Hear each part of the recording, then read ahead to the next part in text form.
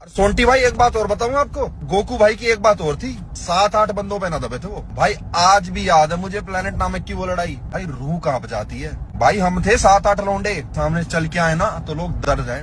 तो क्रीजा नाम का बॉक्सर आ गया, वो कर रहा है बिलोक बुलूक। पहले उसने विजेटा के मार दिए, फिर पिकोलो के मार दिए, सबके मार दिए, फिर आए गोकू भाई। गोकू भाई तो कहाँ दबे थे, मारा मुक्का काम है गोल्ड फाड़ दी साली। गोकू भाई लिख दिया प्लेनेट नामक पे, नाम लिख दिया गोकू भाई का। तो आज ठाकुर, आज हलक का दिन है। भाई कोई नहीं देखता, ठीक है, कोई नहीं देखता, देखते हो तो ऐसे पर भाई ने तो कुछ एक अच्छा मैंने इंट्रो सोचा था तो ठाकुर ने मेरे से सेंसर करवा दिया है। लेकिन ठाकुर आज आज भाई मैंने तो एक ही इंट्रो सोचा था। चाइल कदी फ्लाई करते नहीं किसी पे रिलाय, तू नहीं मेरा भाई, तेरी बातें मुझे कभी नहीं भाई, रखते नहीं रहा है, भरोसा करते नहीं खुद के सिवाय। सही बात, कहीं पे तो जाए तेरा बचने का कोई नहीं। सीधा पॉइंट पे आते हैं भाई। अब जब इंट्रो नहीं बोल सकता, लेकिन आज भाई धोनी पे बात करने वाले। तो पॉइंट सिंपल सा ऐसा था कि धोनी का 7 जुलाई को बर्थडे आता था और मैं उन बंदों में से हूँ जो धोनी को फेसबुक से लेके इंस्टाग्राम पे हैप्पी बर्थडे यू रॉक इस टाइप का मैसेज भेजा करता था, ऐसा सोच कर कि भाई मैं भी मैसेज देखता तो वो भी देखेगा। लेकिन तो मैंने सोचा 7 जुलाई को बर्थडे आने वाला है, बर्थडे ऐसे सच तो कुछ हम लोग मनाते हैं, लेकिन मैंने सोचा कि यार चैनल है और हम दोनों धोनी के ऐसे भक्त बोल सकते हैं, कुछ हद तक कुछ काफी क्लोज हैं धोनी के भक्त होने के लिए, काफी क्लोज हैं। तो मैंने बोला कि यार इस चैनल का कोई सेंस ही नहीं बनता कि अगर हम लोगों ने धोनी पे एक डेडिकेटेड पॉडकास्ट या एपिसोड नहीं बनाया तो कोई सेंस नहीं है इस वीडियो का। कल को क्या पता आज से 1 साल 2 साल के बाद हम लोग वीडियोस बनाए ना बनाए, लेकिन 5-6 साल के बाद कभी बैठ के देखेंगे तो एक बात तो बोल पाऊंगा कि भाई धोनी पे हमने बात की थी। भाई सबसे पहले मैं तुझसे पूछता हूँ फिर अपने बात करते हैं। मैंने एक टाइटल डाला था एनिग्मा ऑफ थाला, ठीक है। तेरे से पूछा जाए तो तेरी फर्स्ट मेमोरी क्या है एमएस धोनी की, कि कहां से तेरे को एमएस धोनी पसंद आने लगा? भाई मेरे को ना धोनी, मैंने बहुत पहले से बहुत छोटी उम्र से क्रिकेट देखना चालू किया और बहुत याद भी है मुझे क्रिकेट। तो मुझे 2004-05 वाला जो वो पाकिस्तान वाला टूर था इंडिया का, जहां पे ओडीआईज में धोनी और युवराज ने मिलके इंडिया को जिताया था कई बार, वो पॉइंट ऑफ टाइम से मुझे धोनी बहुत ज्यादा पसंद आने लगा और वो मेरी कुछ इनिशियल मेमोरीज हैं एमएस धोनी की।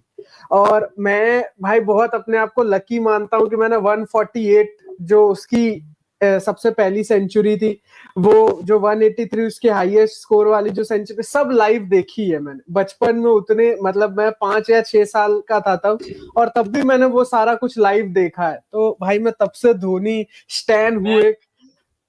मैं अपना एक गजब सा मेमोरी बताता हूँ, मैं बहुत एक्साइटेड रहता हूँ इस बारे में बात करने के लिए। तो मैं छोटा था तो मेरे घर पर टीवी एज सच वो नहीं था, तो मैं दूसरों के घर पे जाके टीवी देखता था। तो क्रिकेट का बचपन से फैन था, लेकिन मैं क्रिकेट फॉलो करता था पेपर के थ्रू। और तेरे को पता होगा दिव्य भास्कर यहाँ का लोकल न्यूज़पेपर है, उसके लास्ट सेकंड पन्ने पे स्पोर्ट्स सेक्शन आता है। तो मैं छोटा था, मैं एकदम विविड मेमोरी मेरी कि मैं लास्ट सेक्शन पेज खोलता था खाली क्रिकेट का स्कोर कार्ड चेक करने के लिए, और उसमें ऐसा लिख के आता था धोनी अर्नम, एमएस धोनी अर्नम, अर्नम एटले नॉट आउट। और एक छोटा सा फोटो आता था player of the match, RBK का बैट और लंबे लंबे बाल। तो मेरे को याद है मेरे पापा ने शायद बताया था या मेरी मम्मी ने बताया था कि ये झारखंड से, और उन्होंने बहुत ऐसे प्राउड तरीके से बताया था क्योंकि वो भी बिहार से हैं, तो उनको काइंड ऑफ प्राउड थे। तो मेरे दिमाग में पता है कैसा छप गया था कि भाई ये बंदा खाली नॉट आउट ही रहता है और ये बंदा हर मैच, क्योंकि शायद एक कंसिस्टेंट टाइम ऑफ पीरियड था जहां पर धोनी कंसिस्टेंटली खेला।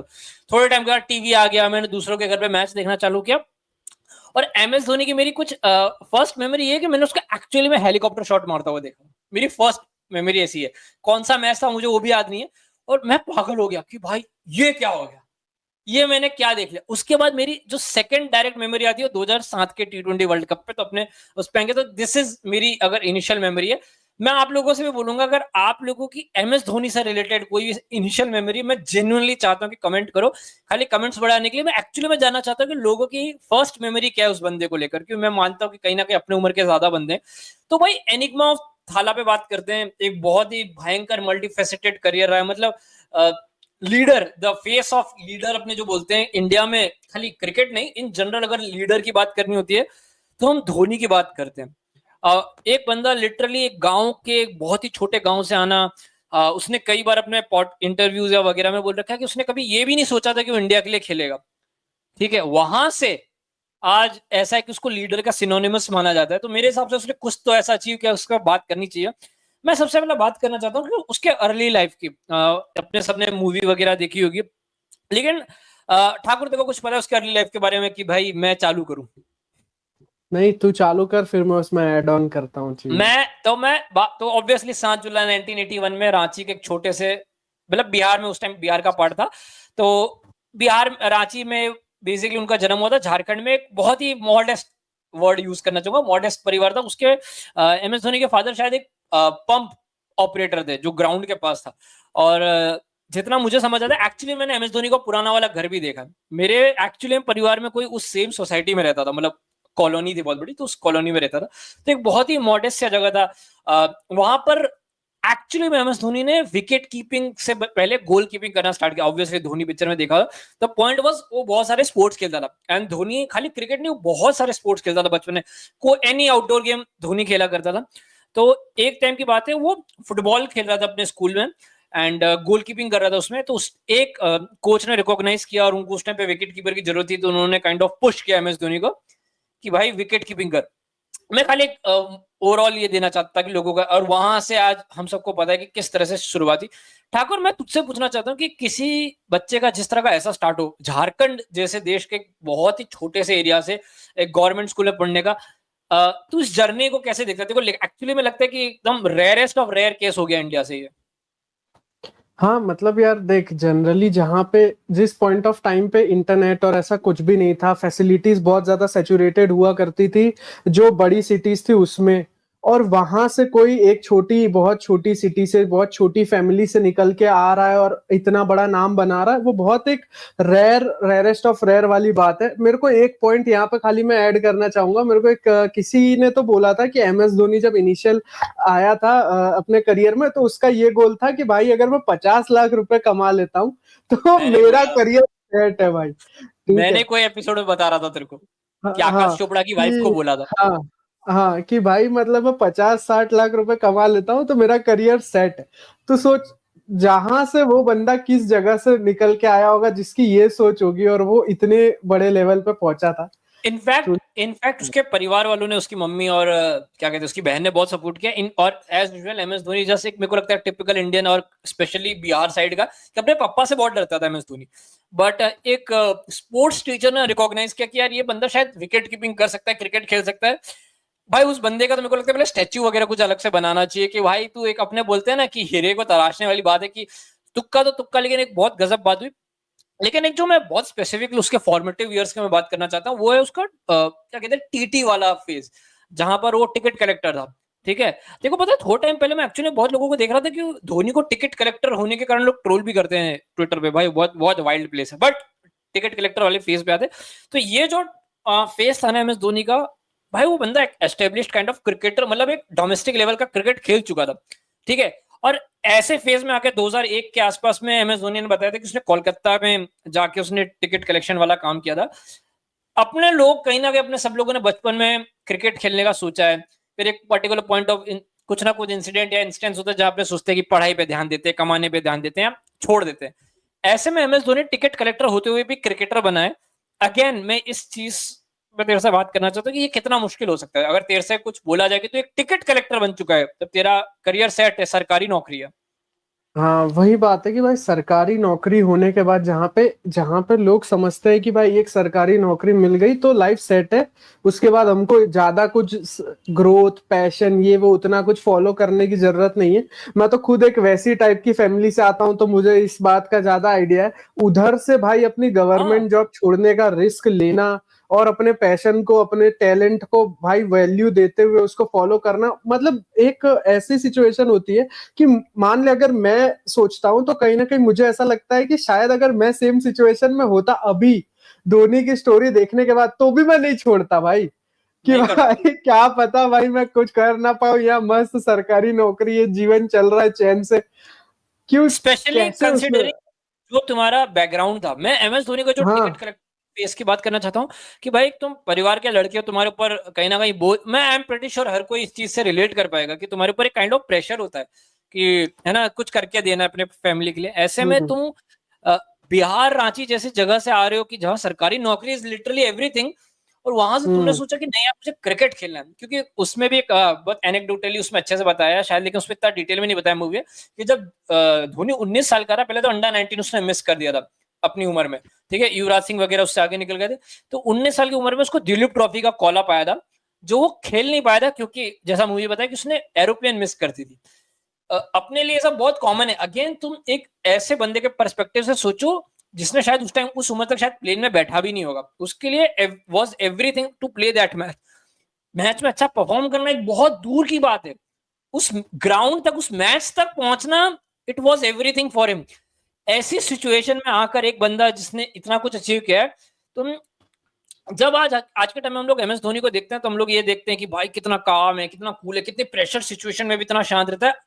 बेसिकली हर कोई ये बात करता है, ये एक्चुअली उसके अर्ली लाइफ से बहुत ज्यादा कहीं ना कहीं निकल के आती है कि उसने अपनी अर्ली लाइफ में इतने ज्यादा सेटबैक्स और इतना कुछ देख लिया था कि उसको ऐसा लगता है, मेरे को लगता है कहीं ना कहीं वो चीज ने उसको बहुत कड़क बना दिया था। क्या लगता है तेरे को? और इसी में भाई मैं एक चीज ऐड करता हूँ कि भाई जो तूने बताया कि उसने अपने दिलीप ट्रॉफी के मैच के लिए अपनी फ्लाइट मिस कर दी थी, और फिर उसके पहले हमने बात करी कि अपना गवर्नमेंट जॉब छोड़ के और खेलना, ये सब ठीक है, ये सब अगर मुंबई इनफैक्ट एक और चीज, उस गवर्नमेंट जॉब को करते हुए वो क्रिकेट खेल रहा था, पूरा दिन काम फिर प्रैक्टिस, काम प्रैक्टिस। ओह हाँ, और ये सब अगर मुंबई, बैंगलोर या चेन्नई, कोलकाता जैसा कोई बड़ा शहर होता तो समझ भी आता। तुम एक ऐसे शहर से, ऐसे स्टेट से आ रहे हो जिसका लिटरली क्रिकेट इंफ्रास्ट्रक्चर डेड है। हमने उसके ऊपर एक अलग से पॉडकास्ट बना दिया कि भाई टिल डेट बिहार का क्या क्रिकेटिंग स्ट्रक्चर है, कुछ नहीं है। झारखंड फिर भी फार बेटर है, तो जब सेपरेशन हुआ उसके बाद से वो झारखंड में से खेलने लगा, लेकिन भाई तब तक झारखंड में कुछ नहीं था, ठीक है। और ऐसे एरिया में जहां पे क्रिकेट का भाई कोई बड़ा नाम निकल के नहीं आया है, रणजी ट्रॉफी लेवल पे तुम्हारी टीमों का कोई एग्जिस्टेंस ही नहीं है, कोई तुमको गिनता नहीं है, वहां पे भाई तुम इतना बड़ा स्टेप ले रहे हो, दिलीप ट्रॉफी में सिलेक्ट हो रहे हो, अंडर 19 तुमने मिस कर दिया। भाई मेरे को तो एकदम गूज बम्स वाली स्टोरी लगती है। मैं एक ही चीज बोलना चाहूंगा, अगर आप लोगों को लग रहा है कि कौन सा बिहार क्रिकेट वाला एपिसोड, तो ये एक्चुअली में मेंबर्स ओनली एपिसोड है।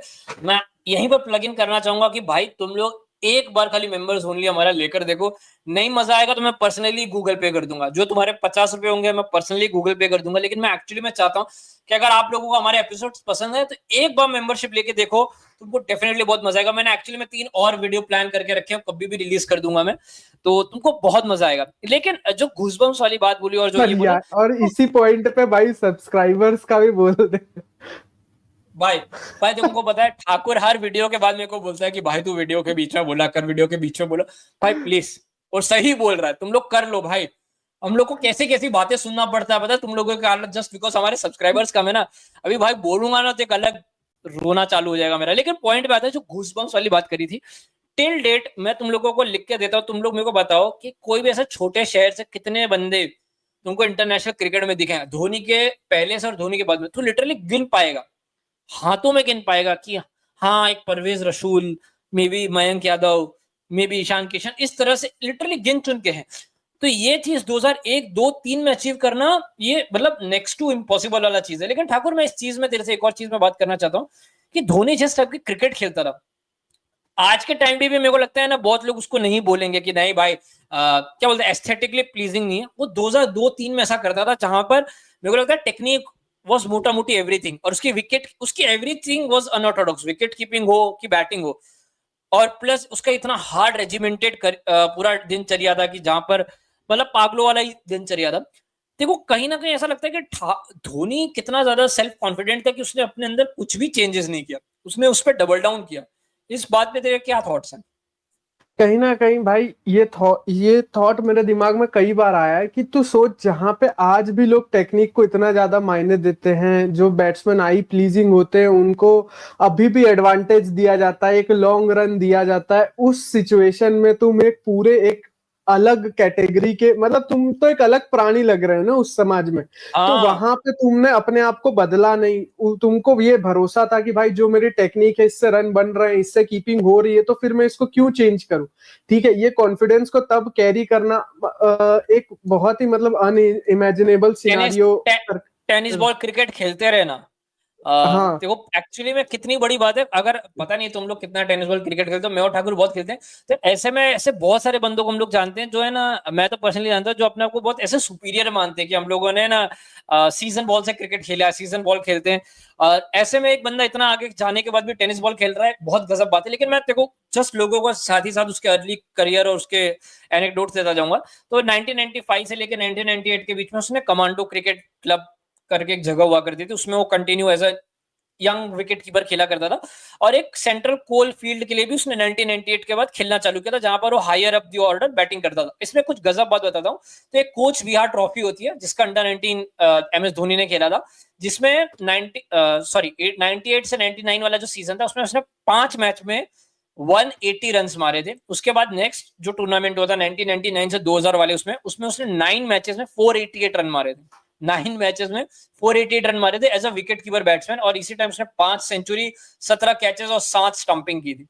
तो ये स्टार्टिंग से उस टाइप का प्लेयर था जो खाली विकेट कीपर नहीं था, एक्चुअली में बहुत अच्छा बैट्समैन था। जैसे कि एक इसी टाइम पे तेरे से पूछ लेता हूँ, क्या कहते हैं अश्विन ने एक बात बोली जहां पर उसने बोला कि Rishabh Pant is better wicket keeper, मतलब बैटिंग है और साथ में विकेट कीपर सेकेंडरी है, वेयर एज धोनी का विकेट कीपिंग प्राइमरी था और बैटिंग सेकेंडरी था। उसने रेड बॉल फॉर्मेट में बोला।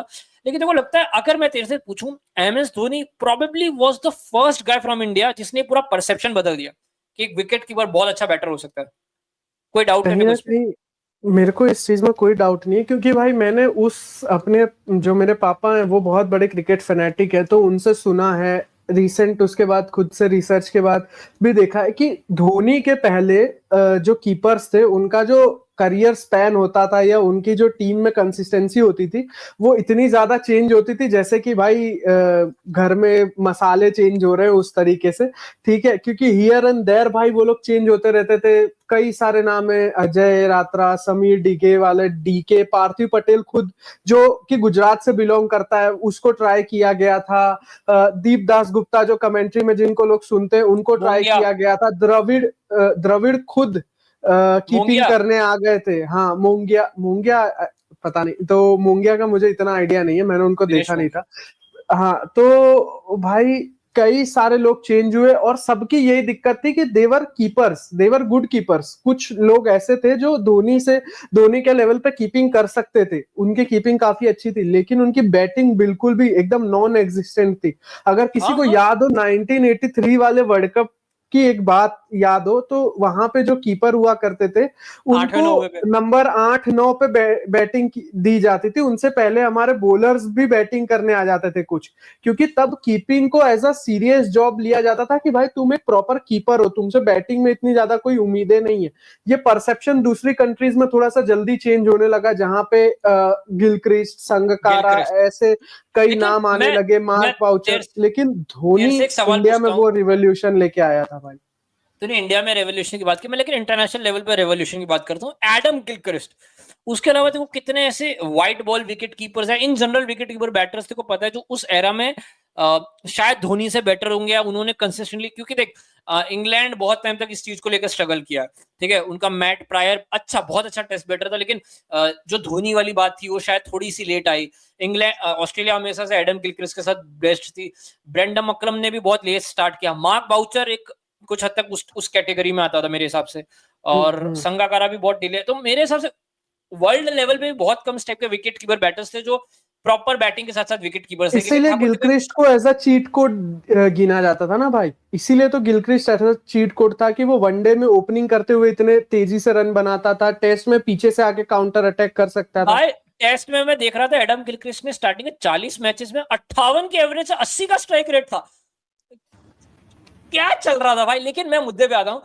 MS धोनी ने कुछ 18 साल की उम्र में ठाकुर रणजी ट्रॉफी में डेब्यू किया था बिहार के लिए, बिहार वर्सेस आसाम वाला मैच था 1999-2000 वाला सीजन में, लिटरली 1 या 2 साल का था, ठीक है। उसने अपने सेकंड ही इनिंग में 68 रन मारे थे और आगे चल के उसने मेडन फर्स्ट क्लास सेंचुरी मारी थी। फिर बंगाल के खिलाफ 2001 वाले सीजन में, फिर लेटर हाफ में उसने 2002-2003 वाला जो सीजन है उसने झारखंड के लिए उसने क्या कहते हैं उसका बेसिकली चेंज हो गया, झारखंड उसकी टीम हो गई। अग्रेसिव लोअर ऑर्डर बैटर था। उसके बाद उसने ईस्ट जोन से दियोदर ट्रॉफी खेली, एंड उसमें भी एक याद है मेरे को, उसने दियोदर ट्रॉफी में 2003-2004 में उसने 128 रन मारे थे। और एक शायद रणजी का ओडीआई टूर्नामेंट उस टाइम पे था, उसमें कुछ ने सेंचुरी मारी, जिसके कारण एक्चुअली में कुछ इंडिया लेवल पे थोड़ी बातें होती थी। और इंडिया लेवल पे कुछ हद तक धोनी की बात इसीलिए होती थी कि वो भाई वो थोड़ा अलग प्रकार का प्लेयर था। मैं उसका ड्यूलिप ट्रॉफी का रिकॉग्निशन के बारे में बात करना चाहता हूं, मैं इस तरीके से बीच बीच में करूंगा। तो जो ड्यूलिप ट्रॉफी वाला था कि जहां पर उसने बहुत अच्छी विकेट कीपिंग स्किल दिखाई, सेंट्रल जोन के लिए बेसिकली खेलता था, जहां पर उसने 7 कैचेस किए थे एक ही इनिंग में। ठीक है, अब इसमें दो बातें, बॉलर्स भी इतने अच्छे थे ताकि 7 कैचेस आए, और धोनी ने 7 कैचेस भी किए, जो उसी टाइम पे शायद किसी और का रिकॉर्ड था जो धोनी ने बेसिकली छोड़ा था 2004-2005 वाले सीजन में। तो बेसिकली उसी दौरान पे आगे जाके दिलीप ट्रॉफी में विकेट कीपिंग के साथ साथ बैटिंग में धोनी ने बहुत अच्छी की थी और अपने एक नाम बनाया था। ये चीज बहुत समझने वाली बात है कि ये वही दिलीप ट्रॉफी है जिसका उसने एक्चुअली मैच मिस कर दिया था, है ना, क्योंकि वो फ्लाइट नहीं पकड़ पाया था। तो ये बता रहा है कि जब उसको एक्चुअली में अपॉर्चुनिटी मिली, उसने बहुत बहुत तरीके से सीज किया। लेकिन ठाकुर अपने बात चलते इंडिया ए टूर का, जो मेरे हिसाब से सबसे पिवटल मूवमेंट वही था कि जब उसने इंडिया ए के लिए उसका सिलेक्शन हुआ, सबसे पहले उसने 2004 के आसपास इंग्लैंड ए के सामने शायद डेब्यू किया था उसका, ऐसा कुछ हुआ था। तो 2000 इंडिया ए का जो टूर था जहां पर धोनी ने कीनिया के सामने बहुत अच्छा खेला, जिम्बाब्वे के सामने बहुत अच्छा खेला। इनफैक्ट मेरे को एक याद है, मिसबा उलक एक एनेक्डोट बता रहा था कि मिसबा उलक ने बहुत यंग एज में धोनी के सामने पाकिस्तान ए वर्सेस इंडिया ए के उसमें खेला था, और मिसबा ने जाके अपनी टीम को बताया था कि धोनी बहुत तगड़ा प्लेयर है, इससे काइंड ऑफ बच के रहना। ठीक है, तो मैं उस टूर्नामेंट की बात कर देता हूं। तो जो ट्राई नेशन टूर्नामेंट था, Kenya versus India versus Pakistan, उसमें धोनी ने 6 इनिंग में 360 रन मारे थे। 6 इनिंग में वाइड बॉल में 360 रन मारे थे, at a mind boggling average of 72। ये उसके फॉर्मेटिव ईयर्स की बात है जहां पर उसने बैक टू बैक पाकिस्तान के सामने सेंचुरीज मारी थी। ठीक है, as a wicket keeper batter. और वहां से फिर सौरव गांगुली ने ध्यान दिया, सौरव गांगुली की नजर में आया, रेस्ट इज हिस्ट्री। ठीक है, ये एक्चुअली मेरे को पूरा इस चीज के अंदर करना चाहिए था। लेकिन मैं अब आता हूं जो मेन क्रक्स है, अब यहां से वीडियो नेक्स्ट टेक ऑफ करना जाएगा। अब बात करते हैं जो उसने स्टार्टिंग में डेब्यू किया, पहली मैच में रन आउट हुआ, आयरन कुछ क्या बोलते हैं, बहुत ही थीमेटिक वे अपने लास्ट मैच में भी वो रन आउट हुआ। ठीक है, पहली मैच में 0 पे रन आउट। उसके बाद उसका नेक्स्ट मैच मेरे हिसाब से पाकिस्तान नहीं बांग्लादेश के ही सामने उसने कंटिन्यू सीरीज में उसको चांस मिले, लेकिन बहुत नीचे आता था, कुछ यहाँ वहां रन मार के आउट हो रहा था। जो तूने धोनी वाली बात की, कुछ 148 वाली, कि जहां पर उसने पाकिस्तान के साथ उस मैच का सिग्निफिकेंस बता और क्यों इतना इंपॉर्टेंट है। कहीं ना उस मैच से पहले तक धोनी के परफॉर्मेंसेस इतने अच्छे नहीं थे, ठीक है, और वहां पे सिचुएशन ऐसी बनने लगी थी कि गांगुली ने स्टिल उसको चांस देना कंटिन्यू रखा था, बिकॉज जो भी उनने नेट्स में और पहले जो भी कुछ देखा था उसके बेसिस पे। और अब एक टाइम आ चुका था जहां पे ऐसा हो सकता था कि भाई Dinesh Karthik rising the ranks था उस टाइम पे, अच्छा खेल ही रहा था, बाकी जो लोग ट्राई हुए थे वो थे रैंक्स में। तो अगर धोनी के कुछ और कंसेक्यूटिव फेलियर्स आते तो शायद धोनी को उस पॉइंट ऑफ टाइम पे ड्रॉप कर दिया जाता। लेकिन पाकिस्तान के बॉलिंग अटैक के सामने भाई वो जो सेंचुरी थी, वो अभी भी अगर कोई हाईलाइट जाके देखेगा ना तो उसको पता चलेगा कि धोनी कितने पावरफुल स्ट्रोक्स खेल रहा था उस मैच में। मैं थोड़ा इसका कॉन्टेक्स्ट देता हूं, फिर ठाकुर कंटिन्यू करने देंगे। तो धोनी के डेब्यू या उसका जो कंसिस्टेंट टीम में आने के पहले धोनी ने बहुत कंसिस्टेंट रोड ब्लॉक से गुजर रहा था, क्योंकि रांची जैसी टीम से आ रहा था, रांची जैसे शहर से आता था, तो उसको चांस नहीं मिलते थे। सब लोगों को लगता था इतना खास नहीं। और दूसरा एक बहुत बड़ा प्रॉब्लम था लोगों के साथ कि धोनी को लोग है ना, बहुत अनऑर्थोडॉक्स प्लेयर होने के साथ उनको लगता था कि टेक्निक अच्छी नहीं है। फर्क है ऑर्थोडॉक्स प्लेयर और अनऑर्थोडॉक्स प्लेयर। टेक्निक का प्रॉब्लम नहीं था, लेकिन लोगों की टेक्निक, लोगों को एक्चुअली में लगता था कि धोनी शायद उतना टेक्निक वाला नहीं है। इनफैक्ट सौरव गांगुली ने एग्री भी किया था कि है ना, धोनी का टीम में ना आने का बहुत बड़ा कारण उसका स्टेट था, कि जिस स्टेट से आ रहा है तो लोगों को लगता था कि बहुत सबस्टैंडर्ड क्रिकेट होती है, सबस्टैंडर्ड लोग हैं, जिसके कारण बहुत बड़ा इशू था। तो धोनी जो एक्चुअली में सिलेक्ट हुआ था वो एक इनिशिएटिव चलाया था बीसीसीआई ने उस टाइम पे, TRDO करके, ठीक है, टैलेंट रिसोर्स डेवलपमेंट ऑफिसर करके बंदा था, जिसने मतलब ये पोस्ट थी जिसने एक्चुअली में धोनी को एज अ टैलेंट एक्वायर किया था और फिर उसको आगे चांस दिया था, जिसके कारण ये था। तो हाँ, अब यहाँ से तू जो 148 की बात कर रहा था, तो भाई वो 148 रन 2005 में धोनी अपनी 5th ओडीआई खेल रहा था पाकिस्तान के सामने, बैटिंग ऑर्डर में प्रमोट होने के बाद 123 बॉल्स में 148 रन थे। ठीक है, 100 से ऊपर की स्ट्राइक रेट, जो कि भाई वनडे में आज भी ये इनिंग बहुत अच्छी गिनी जाएगी। 148 रन 123 बॉल्स में, ठीक है, तुम्हारी 120 के करीब, 120 के ऊपर की स्ट्राइक रेट हो रही है। और वहां से ना धोनी का प्लेटफॉर्म सेट हो गया कि भाई इसको आगे चल के कई सारी कंसिस्टेंट मैचेस में मौका मिलेगा। तो धोनी को ज्यादा इंतजार नहीं करना पड़ा। वो जो पाकिस्तान के सामने जो सेंचुरी थी वो अप्रैल में थी 2005 में। सेम ईयर अक्टूबर 2005 में ही धोनी ने अपनी करियर की बेस्ट इनिंग्स खेली, 183 रन श्रीलंका के सामने। और वहां पे तुम देखोगे ना कि चामिंडा वास और दिलहारा फर्नांडो जैसे बॉलर्स को कवर्स पे छक्के लग रहे हैं, ठीक है, पावर प्ले के अंदर, तो तुमको भरोसा नहीं होगा कि ये किस ब्रांड का क्रिकेट चल रहा है। मैंने इसकी हाईलाइट देखी थी बचपन में, अगेन मेरे जॉ ड्रॉप हो गए थे। वो मेरे को ऐसा लग रहा था कि बस ये बंदा कितने छक्के मार, भाई उसने 2005 में एक इनिंग में 10 छक्के मारे थे और 4 ओवर पहले इंडिया ने ना 300 रन का टारगेट चेस कर लिया था। 300 रन का टारगेट आज से 20 साल पहले, भाई 10 छक्के एक इनिंग में मारे थे उसने, 10 छक्के, क्रेजी शिट। और वो पता है वो जो 183 नॉट आउट था ना, वो आज भी हाईएस्ट स्कोर है in successful ODI run chase India की तरफ से आज तक, ठीक है। फिर भी बहुत बड़ी बात है भाई, जहां पर मेरे हिसाब से सेम उसका भी होगा ना, 183 भी विराट कोहली ने भी 183 मारा है, 183 विराट कोहली ने भी मारा है। और वो वाला कोइंसिडेंस बड़ा अच्छा था, जहां पे जब Virat Kohli as a successor captain बना था तो सौरव गांगुली, एमएस धोनी और विराट कोहली तीनों के हाईएस्ट ओडीआई स्कोर्स 183 थे। भाई गजब बात है। लेकिन भाई उस टाइम के हिसाब से अगर मैं तेरे से पूछूं ठाकुर, तूने थोड़ा मेरे से पहले क्रिकेट देखना चालू किया है, 183 2005 में एक व्हाइट बॉल ओडीआई क्रिकेट में और श्रीलंका बहुत ही फॉर्मिडेबल साइड थी। इनफैक्ट 2007 का फाइनल खेलिए, 2011 का फाइनल खेलिए, ठीक है, तो बहुत ही फॉर्मिडेबल साइड थी। ऐसी टीम को 300 रन ठोक देना चेस में, वो भी कितनी बड़ी बात मानी जाएगी उस टाइम पे।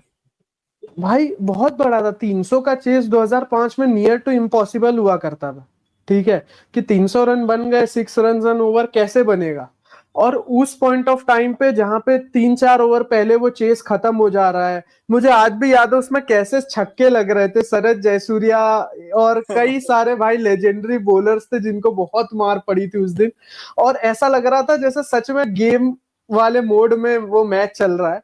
तो देखो लगता है ये उस मैच में काइंड ऑफ धोनी ने ये भी दिखा दिया था कि खाली वो पागलों की तरह हिटर तो एक है ही, पागलों एज एन क्रेजी हिटर की बात कर रहा हूँ, एक ये भी बता दिया कि वो कितना अच्छा चेजर है, मतलब कितना अच्छा इनिंग्स को चेस कर सकता है। हाँ, कहीं ना कहीं ये चीज क्लियर हो गई थी कि भाई उस पे रन चेस का प्रेशर नहीं है, ठीक है। उसने उस मैच में कुछ एक मेरे को याद है 28 या 30 रन एक ओवर में मारे थे, जो उस टाइम पे ऐसा लगता था हो भाई 30 रन आ गए एक ओवर में। 5-6 ओवर के रन तो एक ही ओवर में बन गए।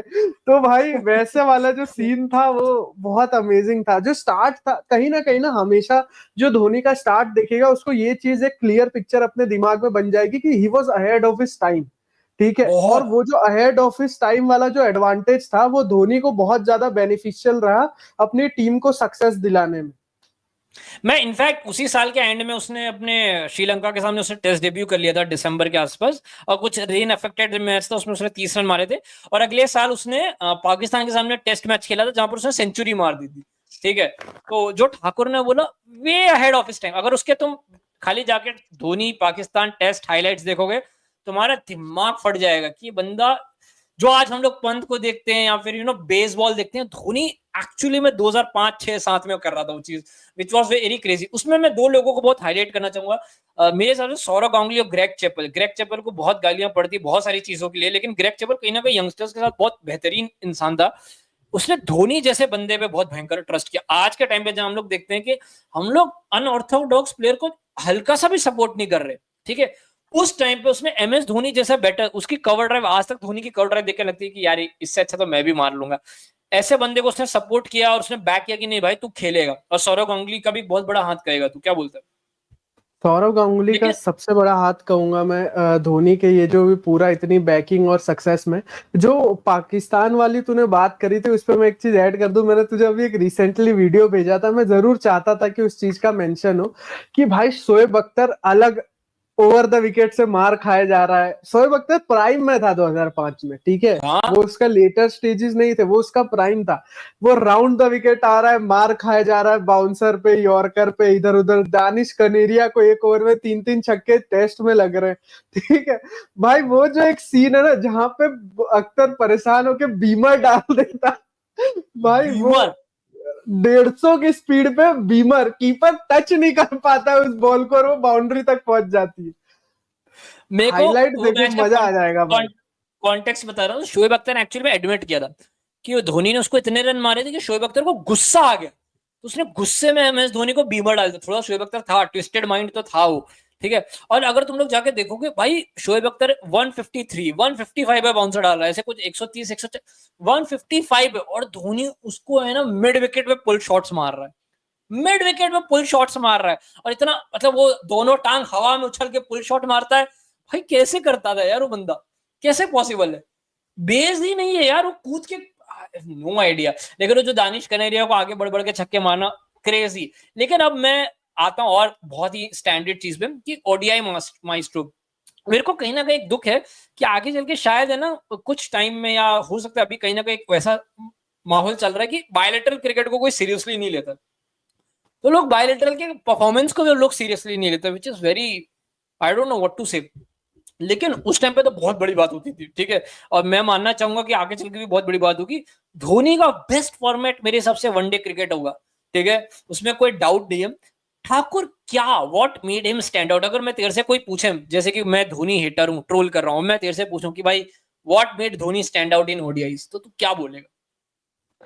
भाई मेरा कहीं ना इसका ये आंसर रहेगा कि Dhoni over the period of time, किसी ने धोनी को नोटिस किया हो तो ओडीआई उसका सबसे फेवरेबल जो फॉर्मेट था वो क्यों था, क्योंकि इनिशियल ईयर्स में जब वो तेज खेलता था, ठीक है, तब भी ODI was a suitable format for him.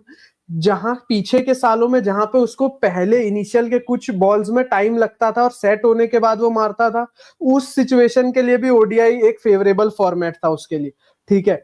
और ये जो पूरा ओडीआई का कॉम्बिनेशन था धोनी के लिए कि भाई आई कैन कैलकुलेट, मैं अपने हिसाब से पेस बढ़ा सकता हूँ, जरूरत पड़ने पे धीरे खेल सकता हूँ, वो कहीं ना कहीं धोनी को बहुत ज्यादा रास आता था। मैंने मतलब धोनी ने कुछ 70 से भी ज्यादा ओडीआईज में हाफ सेंचुरी मारी भाई।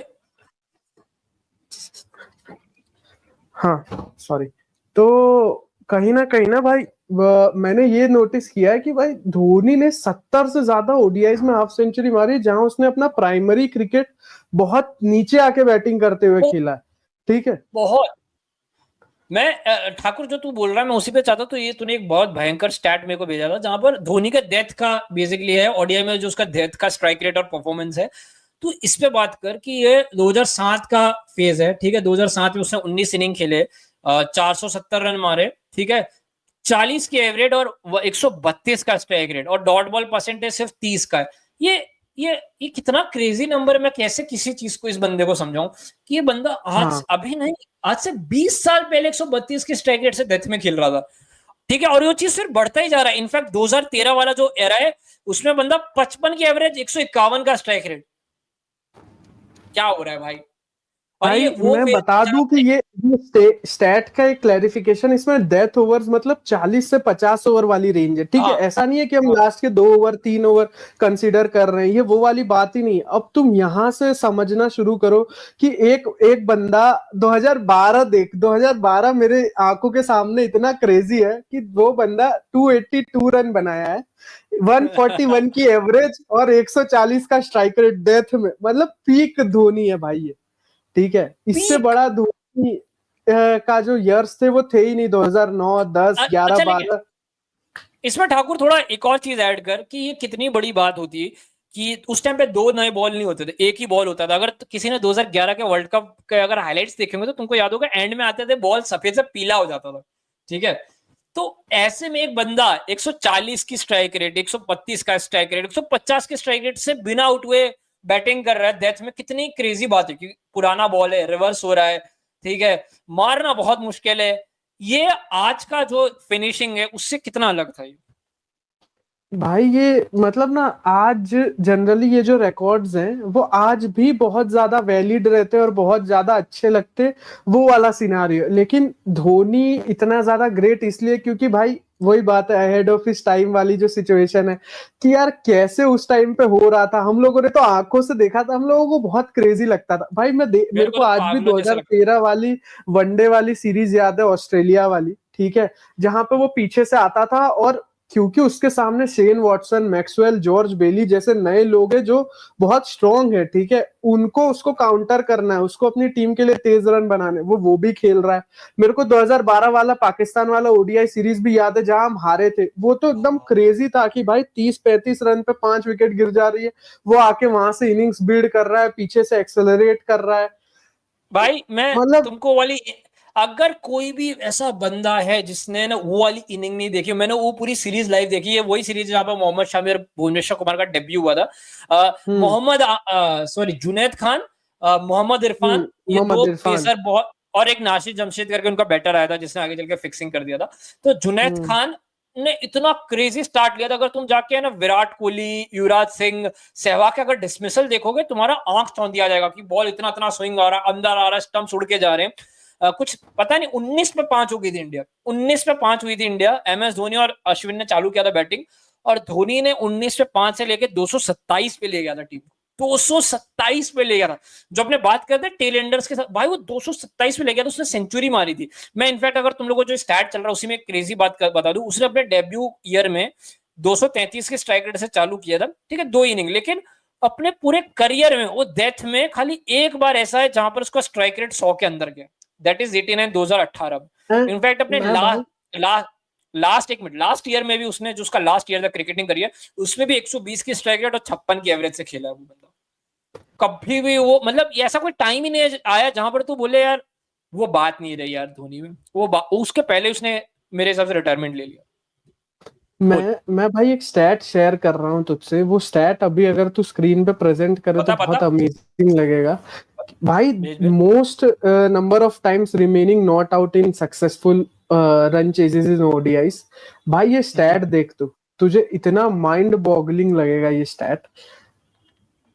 47 टाइम्स, ये 47 टाइम्स भाई, जो सेकंड बेस्ट है वो विराट कोहली है 33 टाइम्स पे, ठीक है। और इसमें तुमको एक और गजब बात बता दूं, धोनी ने वाइल्ड चेजिंग रन्स भी बहुत मारे, ठीक है। मैं मेरे सामने है वो आंकड़ा, मैं तुझे रीड करके बताता हूँ, मैं तुझे भेज देता हूँ। 145 टाइम्स उसने चेजिंग में बैटिंग करी है, जिसमें उसने रन्स मारे हैं भाई 4849, 51 का एवरेज और 80 का स्ट्राइक रेट, ठीक है। एक मिनट, रन्स बता, तू रन्स बता, रन्स फिर से बता।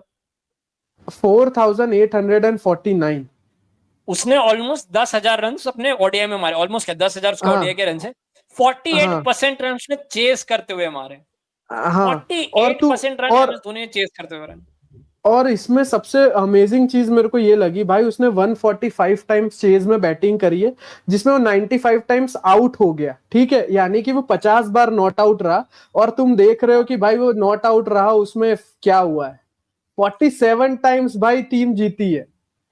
मैं इसमें बता रहा हूँ 50 में से 47 टाइम टीम जीती है, एक 2 बार हारे और एक बार शायद नो रिजल्ट आया था। उसमें से एक मैच मेरे को आज भी याद है, जो वो वाला था, अरे जस्ट भूल गया, मेरे तो बेसिकली 50 में से 3 बार ऐसा इंस्टेंट हुआ है कि धोनी क्रीज पे है और हम लोग जीत नहीं पाए। और दिस इज कंसिडरिंग कि हमारे पास आर्ग्यूबली दुनिया का सबसे ग्रेटेस्ट चेजर विराट कोहली भी आ गया था, ठीक है, तब भी धोनी हल्का नहीं पड़ा था। इनफैक्ट विराट कोहली ने कई बार बोला है कि धोनी का दिमाग जिस तरह से चेज में चलता है वो अनमैचेबल है। लेकिन भाई धोनी ने अपना majority of the career as a player, क्या बोल सकते हो, मिडिल ऑर्डर एट बेस्ट बोल देगा। ऐसे में ये जो ओडीआई रैंकिंग है ये कितनी क्रेजी है, considering he was a wicket keeper batter. अब बताइए क्या ओडीआई रैंकिंग, मैं चाहता हूं तेरे मुंह से पता चले। भाई मैं लोगों को स्टैट समझा दूं कि भाई हर साल लिखा है, और उस साल में जब साल स्टार्ट हुआ था तब क्या धोनी की ओडीआई रैंकिंग थी, और साल खत्म हुआ तब क्या ओडीआई रैंकिंग थी, ठीक है। तो उसकी 2005 में जहां पे उसका स्टार्ट हुआ था करियर सीन में बस्ट होना, वहां पे 23 पहुंची थी, 23 से स्टार्ट हुआ था, जो बेस्ट थी एंड होते टाइम वो। और तुम उसके बाद से देखोगे तो उसने वो 23 के नीचे वो कभी गया ही नहीं, सीधे जो उसका लास्ट ईयर था 2019 जहां पे उसने अपनी आखिरी इनिंग खेली, वहां पे वो 24 पे गया था, बीइंग इन 20 बेस्ट बैटर्स, ठीक है, फॉर सो लॉन्ग, 2005 से लेकर 2019 तक। भाई कितनी बड़ी बात है। और इसमें तुम देखोगे कि 2009 से लेके 2015 तक जो 6-7 साल का फेज है, उसमें वो 10 के बाहर गया ही नहीं कभी। मैं भाई एक एक चीज समझो, जो 2007 से लेके जो ठाकुर ने फेज वाली बात की कि 2007 से लेके अपना हो गया 2015 वाला, तो ये मोटा मोटी 7-8 साल का करियर हो गया। 8 साल के फेज में Dhoni was the top 10 batter in ODIs of all time. ठीक है, इस टाइम में 2 मेजर वर्ल्ड कप्स हो गए थे। ठीक है, ODI cricket was at its peak. अभी तक सेकंड न्यू बॉल का इंट्रोडक्शन नहीं हुआ था। अभी भी 300 रन बहुत बड़ी बात होती थी, और Dhoni used to come at like 4 and below. ठीक है, ऐसे में एक बंदा टॉप 10 बेस्ट बैटर है। और इसमें पता है सबसे क्रेजी बात जो ठाकुर, मैं हर बार लोगों को समझाने की कोशिश करता हूँ, साले लोग समझ नहीं पाते कि लोगों का क्या कहना है कि धोनी बहुत नीचे आता था ना, इसके लिए उसकी एवरेज बहुत ज्यादा है। चलो मान लिया कि शायद 50 की एवरेज इसीलिए ज्यादा है कि बहुत नीचे आके नॉट आउट रहता। 10,000 रन को कैसे तुम एक्सप्लेन करोगे? कैसे 10,000 रन को कोई एक्सप्लेन करेगा? मैंने तुझे अभी एक इमेज भेजी है, मैं चाहता हूँ कि तू वो लोगों को दिखाए। हाँ, भेज भेज दिए मैंने व्हाट्सएप पे। लगा दिया। तू बोल उस इमेज का अब बोलना तू चालू कर। अब तू ये देख कि भाई वो इमेज में कौन कौन तुझे 2010 के बैटिंग रैंकिंग में दिख रहे हैं। ठीक है, कि भाई सब एक लेजेंड लोग हैं। ठीक है, यहाँ पे हर कोई एक लेजेंड है, यहाँ पे कोई ऐसा नहीं है जो वन सीजन वंडर टाइप है। ठीक है, तो देख MS धोनी रैंक 1 पे, हंसी जिसको मिस्टर क्रिकेट बोला जाता है वो नंबर 2 पे था। ठीक है, तो ये अब तू बेसिकली देख भाई 2010 का यहाँ बात पे है। हाँ, बोल कि कौन कौन लेजेंड्स हैं यहाँ पे, और वो लेजेंड्स जनरली सब ऐसे हैं जो धोनी के ऊपर बैटिंग पोजीशन में आते थे। ठीक है, और उन सब के होते हुए भाई धोनी इतने अच्छे बैटिंग कर रहा था कि भाई उसको ICC ODI रैंकिंग नंबर 1 मिली थी। ठीक है, और इसके पहले जो तूने स्टैट डाला था उससे हमको पता ही है कि धोनी की ODI रैंकिंग क्या थी 2009 खत्म होने के टाइम पे। 2009 में भी पूरा टाइम वो 1 पे ही रहा था।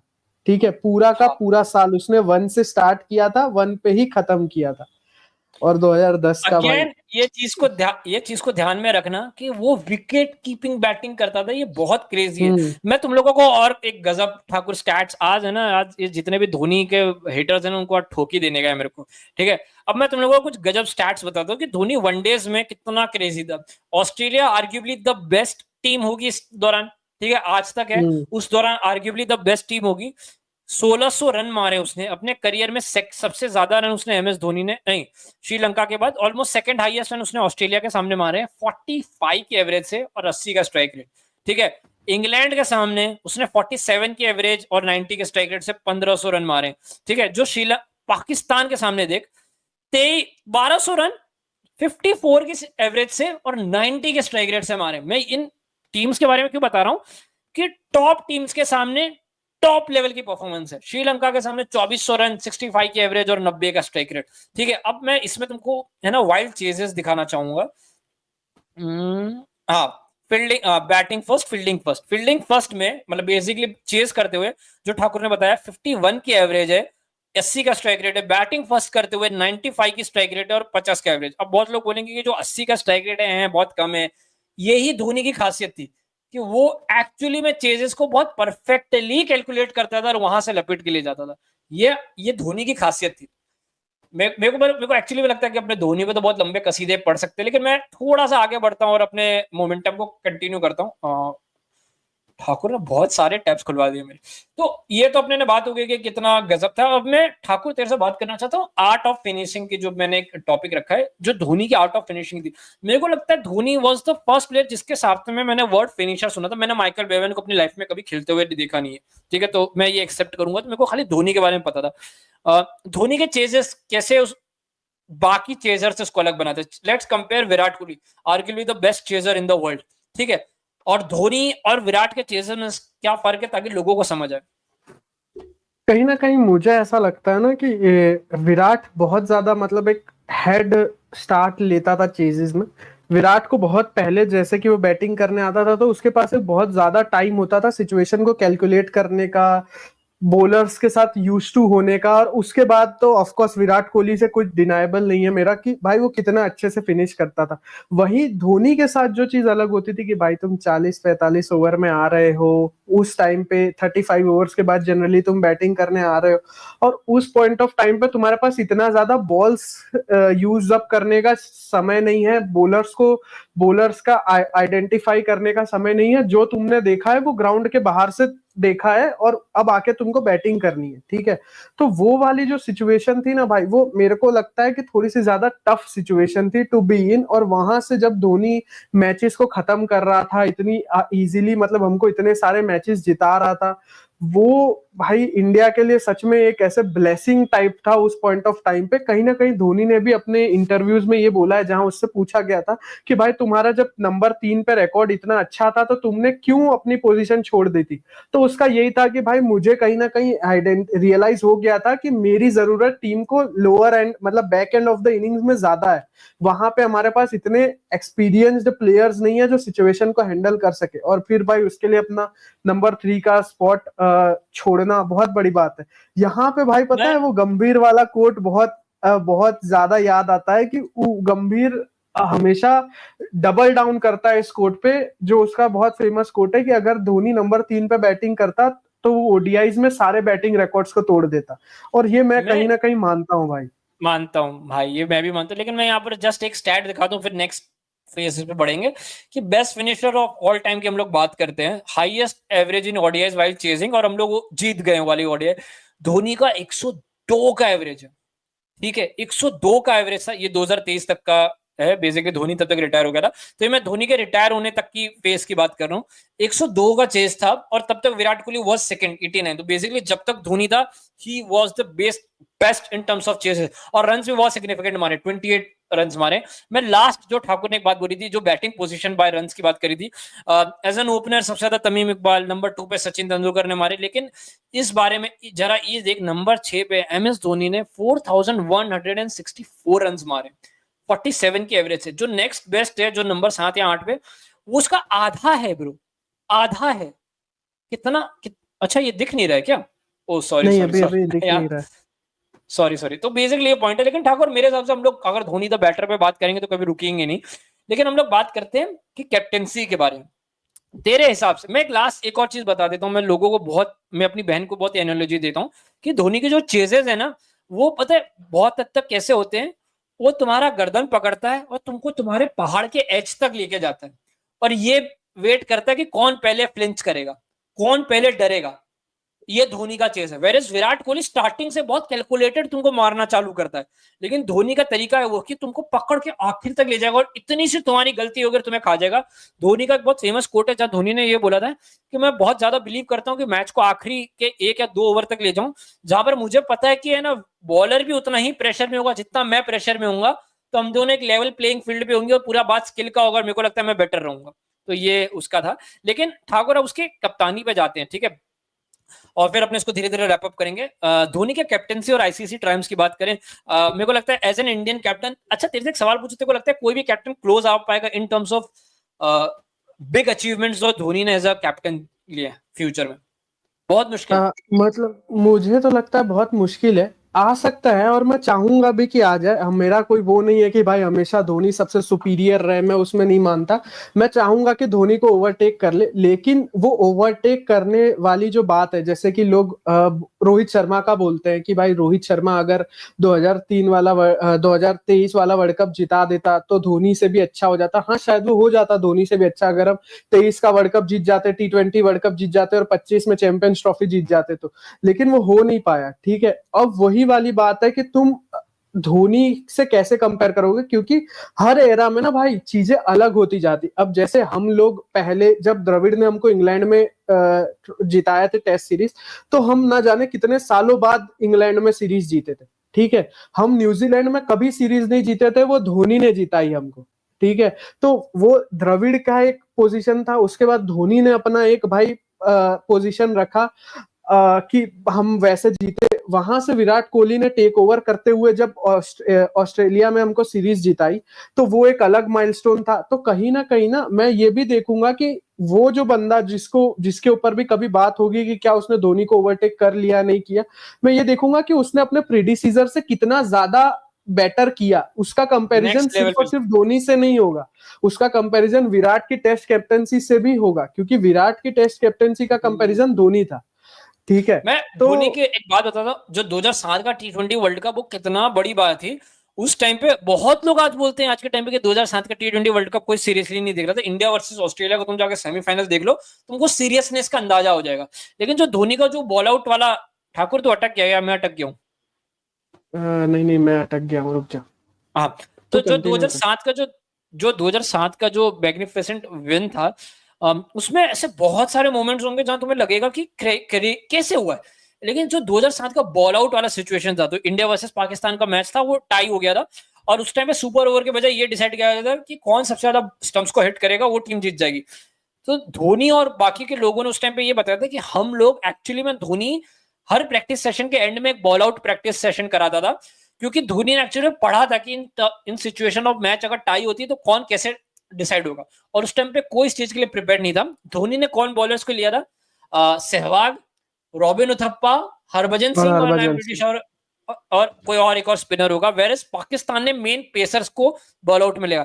ये फर्क इतना क्रेजी है कि उस टाइम पे धोनी और एग्जैक्ट स्टंप्स भाई के मैं पीछे सच खड़ा रहा। बता रहा हूँ, मैं वो मैच लाइव देख रहा था, ठीक है, और मैं इतना ज्यादा शॉक्ड था कि भाई ये क्या चल रहा है। मतलब ये कैसे कि पाकिस्तान एक तरफ से उमर गुल और पता नहीं किसको शाहिद अफरीदी को, इन लोगों को उतार रहा है, हमारी तरफ से रॉबिन उथप्पा, शायद रोहित शर्मा का नाम है, वीरेंद्र सहवाग का नाम है। भाई फिर मैं मेरे तेको को बताऊं, भाई मेरे को ये पता ही नहीं था कि उथप्पा को बॉलिंग करना आता है। मेरे को ऐसा हो गया, हाँ मेरे को ऐसा हो गया कि ये क्या हो रहा है। मैं देखो है ना 2007 का फाइनल वाला एक बहुत अच्छा एनेक्डोट बताता हूँ पर्सनल लाइफ से। तो मेरे बाजू में मेरे पापा के फ्रेंड रहते थे, अंकल, मतलब सेम गांव से। उनका उस टाइम पे एक्सीडेंट हुआ था, तो मैं उनके घर पे मैच देख रहा था। मेरे को इतना समझ आ रहा था कि कोई मेजर इवेंट में, 9 साल का था शायद उस टाइम पे, और वर्ल्ड कप है।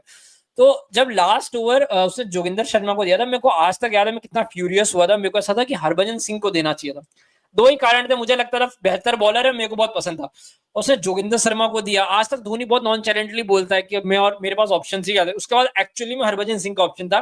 कोई भी और होता तो वो हरभजन सिंह को देता, लेकिन उसने जोगिंदर शर्मा को चूज किया। उसने एक स्पेसिफिकली एक बंदा रखा क्योंकि जानता था मिसबाह उल हक पुल करता है, सॉरी स्कूप करता है। जोगिंदर शर्मा ने पहली 2 बॉल एकदम वाहियात डाली, फिर भी जोगिंदर शर्मा ने बोला था कि मेरे को धोनी आता है, मेरे कंधे पे हाथ रखता है। और धोनी ने बोला कि भाई तू डाल, अगर अच्छा हुआ तो तेरी तारीफ, गलत हुआ तो लोग मेरे को गाली देने वाले। कितनी सिंपल सी बात है, कितनी सिंपल। और एज अ बॉलर ठाकुर ये बता कि एज अ बॉलर ये चीज कितना मायने रखती है। भाई ये चीज तुझे भी पता है मैं अभी क्या सोच रहा हूँ।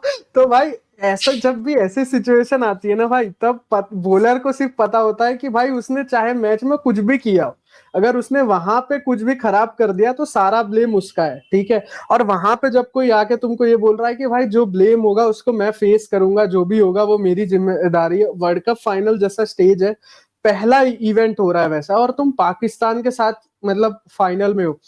T20 क्रिकेट को इससे बड़ा बूस्ट मिल ही नहीं सकता था, ठीक है। और उस पॉइंट ऑफ टाइम पे भाई कोई उसका आके ऐसा बताना और हम वहां से जीते, बहुत अमेजिंग इवेंट था भाई वो। और मैं मानता हूँ वो T20 क्रिकेट के लिए इंडिया में और ग्लोबल लेवल पे बहुत बड़ा टर्निंग पॉइंट था। मेरे को आज भी याद है जब वो फाइनल स्कूप किया, मैं ऐसा मेरा मुंह हुआ था। और जब वो कैच हुआ, मेरे अंकल थे जिनका पैर टूटा, वो एक टांग पे नाच रहे और मैं पागलों की तरह चिल्ला रहा हूँ। मजा आ गया, बहुत मजा आ गया था। और लेकिन उस टाइम पे जो धोनी ने बहुत बहुत अच्छी अच्छी चीजें की थी। उसने इरफान पठान पे डेथ में भरोसा किया, उसने हरभजन सिंह पे डेथ बॉलर का यूज किया, उसने युवराज सिंह का इतना बेहतरीन इस्तेमाल किया था कि युवराज सिंह कंसिस्टेंटली टॉप 4-5 में बैटिंग कर रहा था कंसिस्टेंटली। लेकिन मैं उसके बाद जाता हूं कि उसका धोनी ने टीम बिल्डिंग की चालू की। 2009 में हम लोग प्रोबेबली इतना अच्छा नहीं खेले, लेकिन उसने एक टीम बिल्डिंग का फेस चालू किया। 2011 का वर्ल्ड कप कितना बड़ा सिग्निफिकेंट था और उसमें धोनी का कितना बड़ा रोल था। भाई 2011 का वर्ल्ड कप बहुत ज्यादा सिग्निफिकेंस होल्ड करता था दो चीजों से। जब मैं पीछे मुड़ के देखता हूं तो पहली चीज थी कि आज तक जो भी टीम वर्ल्ड कप की होस्ट रही थी वो आज तक कभी जीती नहीं थी, ठीक है। और दूसरी ये चीज थी कि ये सचिन तेंदुलकर का लास्ट वर्ल्ड कप होने वाला था, ठीक है। और तो इससे अब बड़ा तुमको प्रेशर नहीं हो सकता। अब तुमको क्रिकेट के भगवान के पास जो एक ट्रॉफी मिसिंग है वो तुमको देनी है, ठीक है, जो उसका सपना है जीतना। तो भाई अब तुम्हारे ऊपर बहुत बड़ा प्रेशर है, उसमें वैसे प्रेशर सिचुएशन में एक बहुत छोटी सी चीज मैं बता रहा हूँ, बहुत काफी हटके, जो लोग नहीं सोचेंगे। जनरली धोनी को बोला जाता है कि भाई वो अपने फेवरेट्स को टीम में खिलाता था, ठीक है। Majority of the world cup ना सुरेश रैना के ऊपर यूसुफ पठान ने खेला था, ठीक है। हाँ, majority of the world cup Yusuf Pathan preference था सुरेश रैना के ऊपर। पर और जब हरभजन सिंह यूसुफ सारे पठान मैचेस ने खेला। और हरभजन सिंह सारे मैचेस खेला था, और जब यूसुफ पठान ने अच्छा नहीं किया था ना, तब क्रंच सिचुएशन में सुरेश रैना को टीम में लाया गया था कि भाई इससे नहीं हो पा रहा, ठीक है। तो भाई वो जो वर्ल्ड कप था उसकी जो सिग्निफिकेंस थी वो बहुत ज्यादा थी। हमको भी पता है उस वर्ल्ड कप में कैसे कैसे सिनारियोस बने थे, हम एक मैच साउथ अफ्रीका से कैसे हारे थे जो हमको जीत जाना चाहिए था, और कहीं ना कहीं उसके बाद ऐसा हो गया था कि हाँ शायद अब आइडिया आ गया है लोगों को कि इंडिया के होम कंडीशन में इंडिया को कैसे हराया जाता है। इंग्लैंड वाला मैच टाई हो गया था, ठीक है। ऐसा नहीं था 2023 के जैसा कि हम सबको रोंदते हुए आगे बढ़ रहे थे, ठीक है।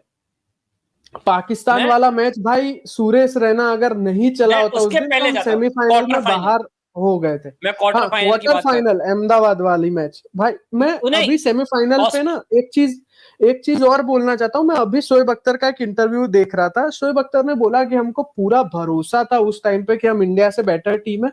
मैं ये शोएब अख्तर बोलता है कि पाकिस्तान को वर्ल्ड कप प्लेट में परोस के दिया जा रहा था कि भाई तुम जीत लो यहां से, और पाकिस्तान हार गया था। मैं एक और गजब बात बताता हूँ। जो क्वार्टर फाइनल था वो था रिकी पॉन्टिंग के ऑस्ट्रेलिया के सामने अहमदाबाद में, ठीक है, हमारे ही घर में। उस टाइम तक ऑस्ट्रेलिया ने वर्ल्ड कप में पिछले शायद तीसरा कंसेक्यूटिव वर्ल्ड कप था जहां उसने एक मैच नहीं हारी थी उस टीम ने। हाँ, एक 2003 में मैच नहीं सारे, आ रहे थे। ठीक है। और रिकी पॉन्टिंग मेरे को आज भी याद है। और धोनी ने ओपन कराया था अश्विन से, वो, ठीक है। मेरे को आज तक वो सीन याद है। ब्रैड हैडन और शेन वॉटसन ने मेरे हिसाब से ओपन किया था, और मैं ऐसे सोच रहा था कि कर क्या रहा है ये, कर क्या रहा है। मेरा दिमाग ऐसा हो गया था। और भाई कुछ तो उसने सोचा, वहां से रिकी पॉन्टिंग ने सेंचुरी मारा था। उस मैच में बहुत कम लोगों को याद होगा, लेकिन गौतम गंभीर बहुत अच्छा खेला था, मुझे याद है 50 मारी थी, ठीक है। धोनी जल्दी आउट हुआ था उसके पहले, नहीं, धोनी ने शायद उस मैच में अच्छा खेला था, पाकिस्तान के सामने जल्दी आउट हुआ था, ऐसा ऐसा कुछ हुआ था, मेरे को एग्जैक्टली याद नहीं आ रहा है। और युवराज सिंह ने ऑब्वियसली बहुत बेहतरीन परफॉर्मेंस किया था, लेकिन उसमें वर्ल्ड कप में खासियत थी कि धोनी मिडिल ओवर्स में ना चोक कर देता था, टीमों को खत्म कर देता। एक जहीर खान की बहुत बड़ी खासियत थी, लेकिन हरभजन सिंह, सचिन तेंदुलकर, सहवाग, युवराज सिंह, इन चारों को मिला के वो पता नहीं एक क्या बोलूं यार, मेरे को आज तक ऐसा लगता है कि Yuvraj Singh literally round the wicket सीधी सीधी बॉल डालता था। और उमर अकमल का बहुत फेमस बोल्ड है जो धोनी ने पाकिस्तान के सामने किया था। बैटिंग में तो हम लोगों ने बहुत गजब कमबैक किया था, हमारे बॉलर्स ने भी आके रन मारा था, लेकिन जो अगर तुम लोग जाके पाकिस्तान का स्टार्ट देखो, एक सबलाइम स्टार्ट है, कुछ 100 फॉर 1 थे, 100 फॉर 0 थे। वहां से हम लोग उनका कंप्लीट ब्रेकडाउन किया था, जहां से हरभजन सिंह, युवराज सिंह को उसने लगाया, पॉइंट पे बंदे रखे, बहुत ही अच्छे फील्ड पोजीशन रखे। मेरे को लगता है धोनी के फील्ड पोजीशन को लोग है ना बहुत कम तारीफ करते हैं। देखो लगता है कि बहुत सारी बातों में बहुत बड़ी बड़ी बात होती है, लेकिन धोनी एकदम बेसिक जो फील्ड पोजीशंस रखता है, जो हम लोगों ने आईपीएल में बहुत बार देखा है, वो एक्चुअली में कहीं ना कहीं अंडररेटेड क्वालिटी है धोनी की। वो बहुत जल्दी पढ़ लेता है कि बैटर कहाँ रन मारता है। उस मैच में तुमको ये देखना चाहिए कि मिसबा उलग किस फॉर्म से आ रहा था, ठीक है, और मिसबा उलग को चोक कर दिया था धोनी ने। और भाई मेरे को जो उसका टीम सिलेक्शन था वो भी बहुत अच्छा लगता था कि भाई 4 बॉलर, 5वां बॉलर होगा मेरा सचिन, युवराज, रैना, सहवाग, इन लोगों को मिला के मैं 5वां बॉलर बना लूंगा और मैं जीत जाऊंगा। उसको और जीत क्लियर था जाता भाई। हाँ, भाई। लेकिन और वो जीत इसी जाता दौरान था। जो फाइनल में हुआ, जयवर्धन ने कूटने के साथ साथ परेरा ने लपेट के अलग कर दिया था अपने को, ठीक भाई है? परेरा ने कितना मारा था, मैं लोगों को खाली उसका एक स्टैट बता देता हूँ कि जहीर खान ने पहले 5 ओवर में 12 रन दिए थे, ठीक है। और जहीर खान के जब 10 ओवर खत्म हुए थे तो जहीर खान ने 10 ओवर में 60 रन पे अपना स्पेल खत्म किया, और वो जो हमारा उस प्रीमियर बॉलर था। हमारा नहीं, उस पूरे टूर्नामेंट टूर्नामेंट का बेस्ट बॉलर था वो। बॉलर था। उसको परेरा ने कूट के अलग कर दिया था। 275 का टारगेट वर्ल्ड कप के इतिहास का सबसे बड़ा टारगेट था, मतलब फाइनल्स में। और सचिन आता है, आउट होता है। ऐसे में जो धोनी ने अपने आप को प्रमोट किया गौतम गंभीर के साथ, ठीक है। मैं तेरे से एक बात पूछता हूँ, जहां पर बहुत बात ये बोली जाती है कि एक छक्के ने वर्ल्ड कप नहीं जिताया, इस कॉन्टेक्स्ट में कहीं ना कहीं एक छक्के ने वर्ल्ड कप जिताया। पॉइंट ये है कि जिस टाइप की धोनी ने इनिंग्स खेली थी वो बहुत अलग है। वो आज के टाइम में अगर कोई विराट कोहली या कोई भी खेलेगा तुमको आइडिया नहीं, और उसके कारण जो धोनी को आज तक रिस्पेक्ट मिलती है वो बहुत ज्यादा डिजर्विंग है। क्योंकि अगर तुम जाके देखोगे मुथैया मुरलीधरन उस टाइम पे मेनेंस था, ठीक है, ऐसे में धोनी ने खुद को प्रमोट किया कि जबकि युवराज सिंह सबलाइम फॉर्म में था उस टाइम पे। ऐसा था कि युवराज सिंह जिसको छुएगा ना उसको मार डालेगा, मेरे को लगता है वो कुछ भी कर सकता था। ऐसे में धोनी खुद इतना अच्छे फॉर्म में नहीं, धोनी ने बोला कि नहीं भाई मैं जाऊंगा, उसने अपने ऊपर जिम्मेदारी ली, वो गया। और भाई मेरे हिसाब से सबको याद होगा ना यार वो इनिंग, किस तरह से अपर कट में चौके मार रहा है, और एक बहुत बेहतरीन इनिंग था। और जिस तरह से उसने मुथैया मुरलीधरन को काउंटर किया, मेरे को लगता है जो उसको डिजर्विंग है वो मिलना चाहिए। लेकिन 2013 के चैंपियंस ट्रॉफी में आते हैं ठाकुर, 2011 में सब लोग बोलते हैं कि उसके पास बहुत बेहतरीन टीम थी, जबकि लोग भूल जाते हैं कि उसने किस तरह से उस टीम का इस्तेमाल किया। 2013 में नई टीम थी, उसने कॉल लिया कि नहीं रोहित शर्मा ओपन करेगा, उसके साथ शिखर धवन ओपन करेगा, लिटरली करियर बन गया। जडेजा नया था, अश्विन नया था, विराट कोहली को भी मेरे को लगता है जस्ट अच्छे से भुवनेश्वर कुमार नया था, ईशांत शर्मा काफी टाइम से था लेकिन इतना वो नहीं था, उमेश, बेसिकली पूरी नई टीम थी। 2013 के हम लोग चैंपियंस ट्रॉफी जाते, उसके पहले जस्ट तुमको बता दूं कि वही टाइम था जब धोनी के ऊपर है ना फिक्सिंग के एलिगेशंस लगे थे। और मेरे को याद है वो चालू होने से पहले, मतलब दौरे पे जाने से पहले मीडिया ने उसको लपेट लिया था। उस लाइव प्रेस कॉन्फ्रेंस में सब लोग उसको गाली दे रहे हैं, बेसिकली सवाल कर रहे हैं। धोनी ने व्हाइट शर्ट पहना था, चुपचाप ऐसे स्माइल कर रहा था, कुछ नहीं बोला। प्रेस कॉन्फ्रेंस में मुंह पे बोला गया कि भाई क्या तुमने फिक्सिंग की? धोनी खाली ऐसे देख रहा है, कुछ नहीं बोला। और वो गया, उसने सीधा ट्रॉफी जीता दी थी, एक ऐसी ट्रॉफी जो कभी नहीं जीती थी, और मतलब जीती थी लेकिन शेयर थी, लेकिन धोनी ने ट्रॉफी जिता दी। मैं चाहता हूं 2013 की अगर चैंपियंस ट्रॉफी का बेस्ट कैप्टनसी मूवमेंट अगर उससे पूछा जाए क्या खासियत थी उस कैप्टनसी में, कि यहां उसने प्रूव कर दिया था कि ले 2007 में भी नई टीम से जीता है, तब तुमने बोला कि सीरियस नहीं ले रहे, ले 2013 में और बड़े इवेंट में जिता दिया। अरे मतलब 2013 वाला जो चैंपियंस ट्रॉफी था उसका जो फाइनल था, वो अगर किसी ने देखा हो लाइव तो भाई उसको पता चलेगा कि वो फाइनल कितनी बार बीच बीच में रुका था, कितनी बार बारिश आई थी, और फिर उसके बाद हमको 130 सिर्फ डिफेंड करना था, 129 सिर्फ डिफेंड करना था 20 ओवर में। और तब तक टी20 क्रिकेट अपना पीक ले चुका था कि भाई टी20 क्रिकेट में 6-7 एडिशन आईपीएल के हो चुके थे तब तक, ठीक है। और वहां पे भाई कुछ लोग जैसे रविंद्र जडेजा का बहुत बड़ा रोल था उस फाइनल में, विराट कोहली का था, शिखर धवन का था। मैं बताना चाहता हूँ ईशांत शर्मा, जो पता है जिसने, ईशांत शर्मा तो सोच हमारा सबसे एक्सपीरियंस्ड बॉलर था, ठीक है। किसी को अगर इस पॉइंट ऑफ टाइम पे नहीं याद हो तो मैं बता दूं, ईशांत शर्मा हमारा 5वां बॉलर था उस मैच में, मतलब कि 5th नंबर पे यूज हुआ था। ईशांत शर्मा से पहले भुवनेश्वर कुमार, उमेश यादव, रविंद्र जडेजा, रविचंद्रन अश्विन सब बॉलिंग कर चुके थे। ईशांत शर्मा को सबसे पीछे से लाया गया था क्योंकि भाई वो सबसे एक्सपीरियंस था, ठीक है सब, और उसकी स्टार्टिंग के ओवर्स में पिटाई हुई थी। हाँ, अगर कोई जाके 3 ओवर 27 रन वो दे चुका था, ठीक है। मैं कह रहा हूं ना, अगर कोई जाके फाइनल के 5-6 ओवर देखेगा ना, पीक एमएस धोनी कैप्टनसी है, पीक। वो ईशांत शर्मा को फिर लगता है हर कोई गाली दे रहा है।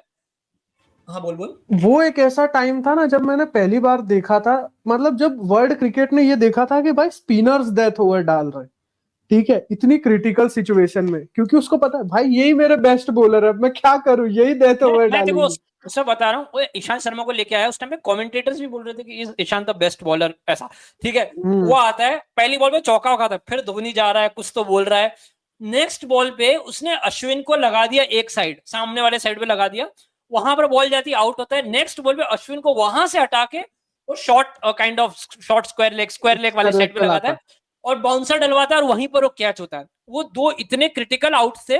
वो था ओवेन मॉर्गन, रवि बोपारा, जो कंटिन्यू गेम को अवे लेके जा रहे थे। आता है जॉस बटलर बैटिंग करने और उसके सामने लगाता है जडेजा को, जो सीजन का बेस्ट बॉलर था। जडेजा आता है, बोल्ड मारता है और उसका लास्ट ओवर वो देता है अश्विन को, और अश्विन मतलब वो इतना पीक कैप्टेंसी था कि, और जो ईशांत शर्मा वाली बात है ना, ईशांत शर्मा वाली बात है, वो क्यों इतनी इंपॉर्टेंट है। 3 ओवर 27 रन दे चुका था ईशांत शर्मा बिना विकेट के, कुछ इतना ही, 3 ओवर 27 जितने ही दिए थे, ठीक है। उसमें भी उसने उस ओवर में काफी वाइड डाले थे, 2 विकेट तूने बता दिए। तूने वो जो कमेंटेटर वाली बात बोली ना कि भाई क्या वो इस सिचुएशन पे बेस्ट बॉलर है कि नहीं, उसने उस टाइम पे किसको बॉलिंग नहीं दी थी पता है? Umesh Yadav, 2 over 10 run 1 wicket. भाई कोई भी होता उमेश यादव के पास जाता, वही तो वो कोई MS धोनी नहीं। मेरे को याद है मैच खत्म होने के बाद MS धोनी ने वो बोला था, मैं उस कोट को इधर लगाना चाहूंगा कभी, कि मैंने अपनी टीम को जाके बोला था कि डोंट लुक अप, भगवान नहीं आने वाले हमको बचाने, we are the number 1 team, और हम लोग को खेलना उस तरीके से। और हम लोगों ने एक्चुअली में खेला था और बहुत आइकॉनिक मेरे हिसाब से जीत है। उसके बाद 2015 में भी अच्छा किया। तो ये बेसिकली मेजर विंस थे मेरे हिसाब से। ठाकुर लास्ट सेकंड और लास्ट सेगमेंट पे आते हैं अपने धोनी के टेस्ट लेगेसी पे छोटा थोड़ा सा बात करना चाहूंगा। कहीं ना कहीं लोगों के टेस्ट आज के टाइम पे अगर बाकी की इंडिया को देखते तो सकता है कि शायद उस लेवल पे हम लोगों ने टेस्ट मैचेस में काम नहीं किया है। हमने 2 बैक टू बैक धोनी के अंदर बहुत बड़े टूर हारे थे वर्ल्ड कप जीतने के बाद, इंग्लैंड और ऑस्ट्रेलिया में, और बहुत बुरी तरह हालत हुई थी। माइकल क्लार्क ने सेंचुरी वगैरह मारी थी, मेरे को आज भी याद है। ठीक है, लेकिन यहाँ पर खाली मैं छोटा सा चाहता हूँ, उसके बाद अपने इसको फिनिश करेंगे। धोनी के टेस्ट लेगेसी पे अगर तेरे से पूछा जाए क्या है, what is Dhoni test legacy? भाई धोनी टेस्ट लेगेसी का जो सबसे बड़ा चीज है भाई, मैं वो बोलना चाहता हूँ कि जो टेस्ट मेज है वो ऑस्ट्रेलिया से पहली बार अगर किसी कैप्टन ने जीती थी तो वो धोनी था। ठीक है, जब से वो टेस्ट मेज वाला कॉन्सेप्ट शुरू हुआ था कंटिन्यूअस ऑस्ट्रेलिया जीतता जा रहा था। वहां से MS धोनी, नहीं अफ्रीका ने हमसे बाद में जीता था। ठीक है, अच्छा, पहले हमने ऑस्ट्रेलिया को बीट किया था और तब वो हुआ करता था कि आपको नंबर 1 टीम बनना है।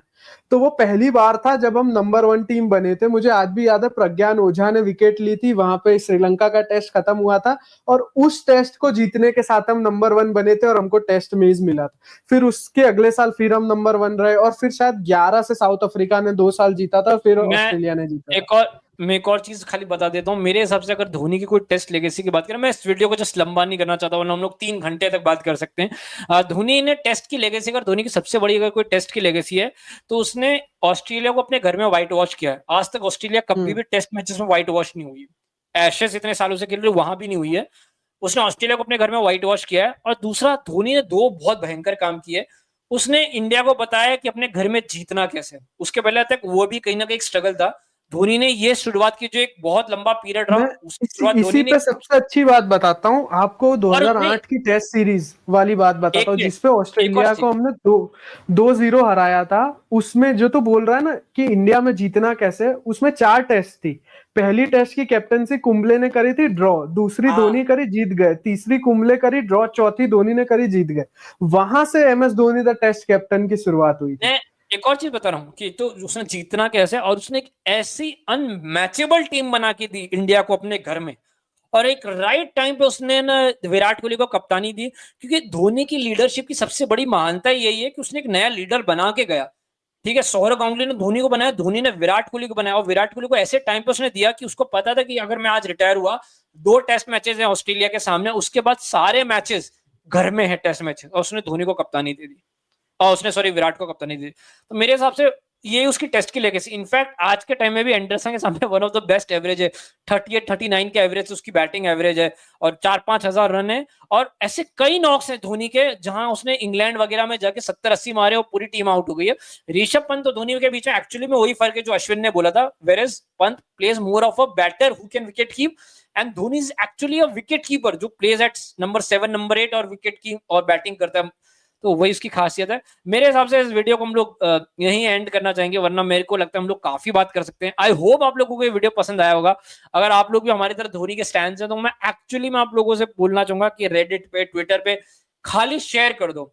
खाली दूसरे अपने धोनी फैंस को बताओ कि भाई हमने इससे अच्छा वीडियो नहीं देखा धोनी के ऊपर, प्लीज आप भी देखो। इतना कर सकते हो, इतना कर सकते हैं ठाकुर। सही बात है भाई, ये तो बहुत बेसिक सी उम्मीद कोई भी रखेगा। हाँ, इतना इतना तो करना चाहिए।